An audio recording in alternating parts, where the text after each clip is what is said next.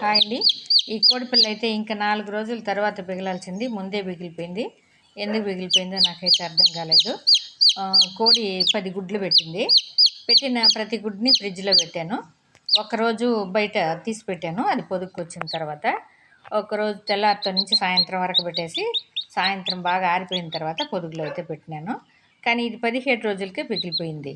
17 రోజులకి ఎందుకు పిగిలిపోయిందో నాకు అర్థం కాలేదు. ఎప్పుడు అట్లా పిగలవు. మామూలుగా అయితే 22, 21కి పిగులుతాయి.